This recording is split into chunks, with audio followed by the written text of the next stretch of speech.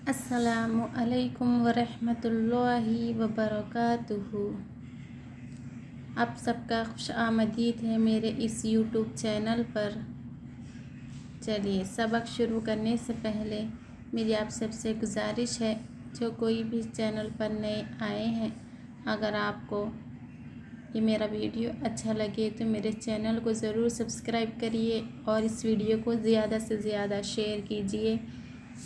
पिछले सबक में हम पढ़े थे सूरह काफिरून क़ायदों के साथ मुकम्मल कंप्लीट हो गया था। आज का सबक है सूरतुल कौसर मक्किया। चलिए शुरू करते हैं। अऊज़ु बिल्लाहि मिनश शैतानिर रजीम। बिस्मिल्लाहिर रहमानिर रहीम। सूरतुल कौसर मक्किया वहिय सलासु आयात। सूरह कौसर मक्का मुकर्रमा में नाजिल हुई है और ये 3 आयत है। सूरह कौसर के कितने 3 आयत है। चलिए पढ़ते हैं।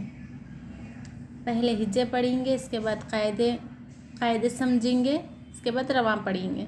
ठीक है, चलिए देखिए। हमज़ा नून ज़ेर इन, नून अलिफ ज़बर ऊपर मद ना, इन्ना। हमज़ा ऐन ज़बर अ, तो या ज़बर तोई अ तोई। नून खड़ा ज़बर ना, अ तोई ना। काफ लाम ज़बर कल, अ तोई ना कल। काफ वाउ ज़बर कौ, सा ज़बर सा कौ सा। रॉ ज़बर रॉ, कौ सा रॉ। क़ायदे देखिए। नून पर तशदीद है, ठीक है। नून पर और मीम पर अगर तशदीद हो तो गुन्ना करना चाहिए। थोड़ी देर आवाज़ को नाक में छुपाकर गुन्ना करना चाहिए।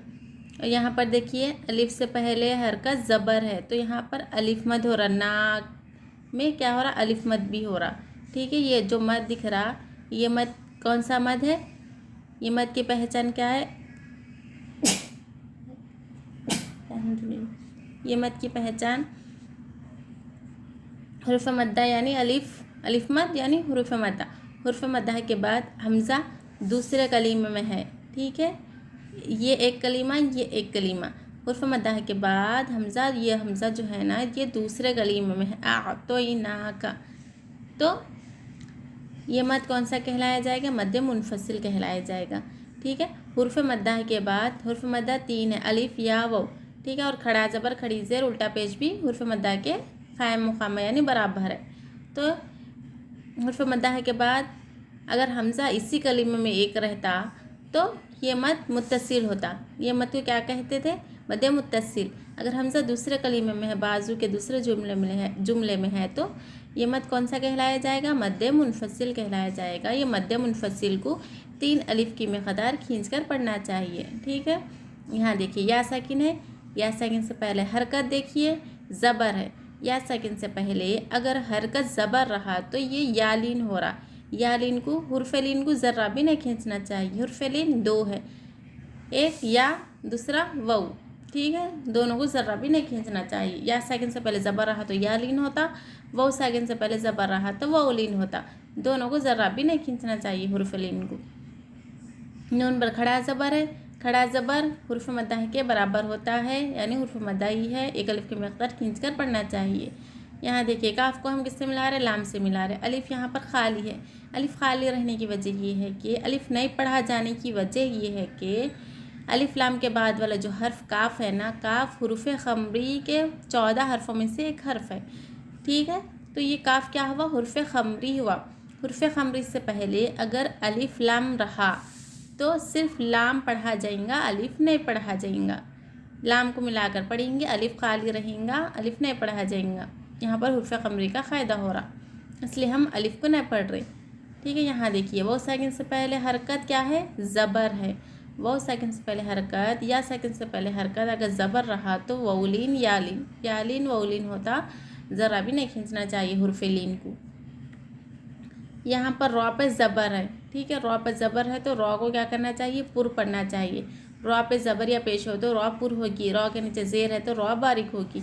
यहाँ पर ये निशान को क्या कहते, आयत कहते। यहाँ पर हमको आयत करना है, वक्फ करना है, ठहरना है, तो लास्ट वाले हर्फ पर जज्म लगाकर सांस तोड़ना चाहिए, ठीक है। यहाँ पर हम रॉ को जज्म कर देंगे, रॉ को साकिन करके सांस तोड़ेंगे।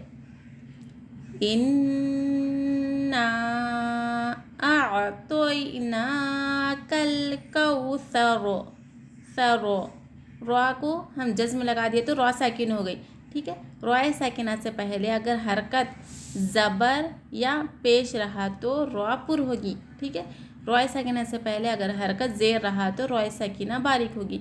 यहाँ पर हमको रॉ पर जज्म लगा रहे हम तो रॉ साकिना हो गया, ठीक है। रॉ साकिना से पहले हरकत क्या है, यहाँ ज़बर है तो रॉ को हमको पुर पढ़ना चाहिए, सरो, सरो।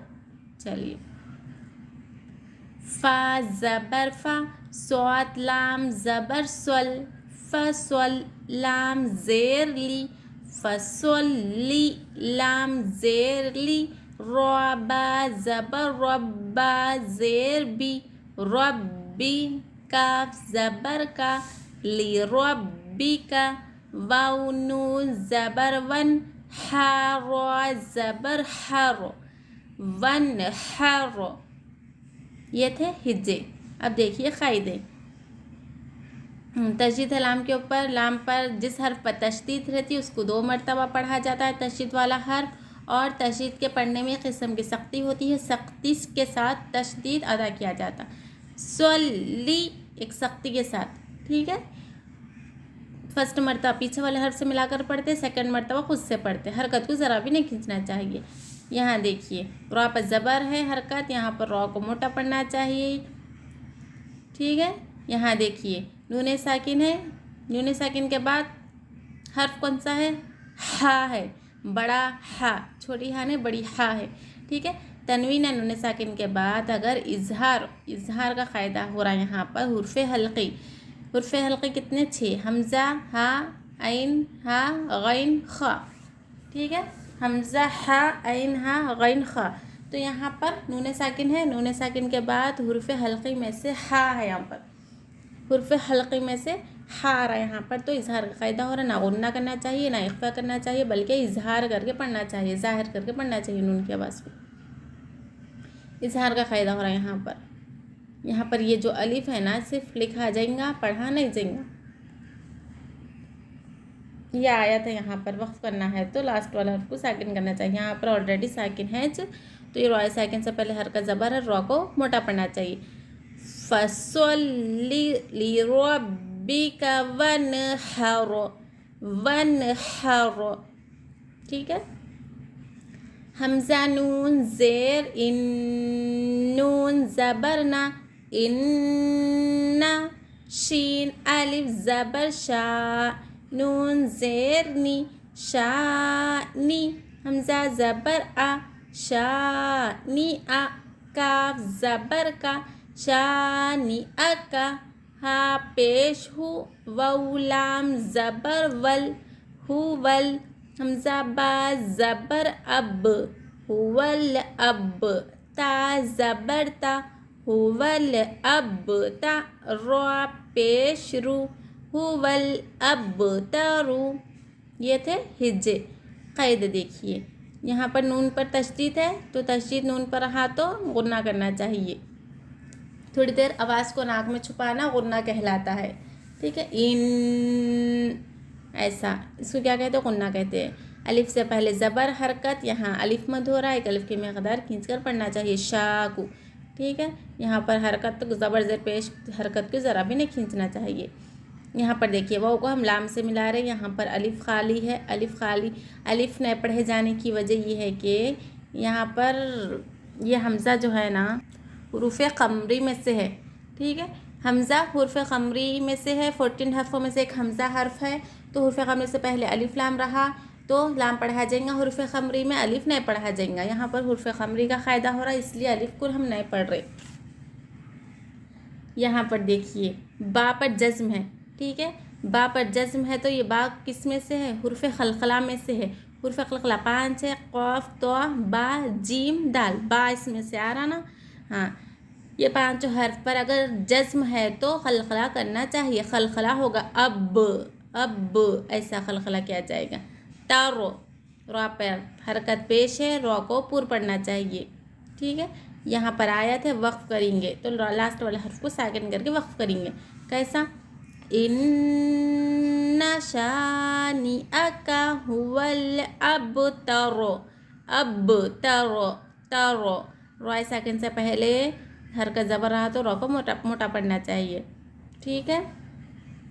उम्मीद करती हूँ आप सबको सूरह कौसर क़ायदों के साथ अच्छे से समझ में आ गया होगा। क़ायदे हर्फ बा हर्फ क़ायदों के साथ अच्छे से आपको समझ में आ चुका होगा। आप लोग प्रैक्टिस कीजिए, कुरान करीम में क़ायदों के साथ पढ़िए, कहाँ कैसा पढ़ना, कहाँ कौन सा क़ायदा हो रहा ध्यान में रखिए, ध्यान में रखते हुए पढ़िए। चलिए अब आज का सबक यहीं तक ही, कल हम पढ़ेंगे सूरतुल माऊन। सलामु अलैकुम व रहमतुल्लाहि व बरकातुहू।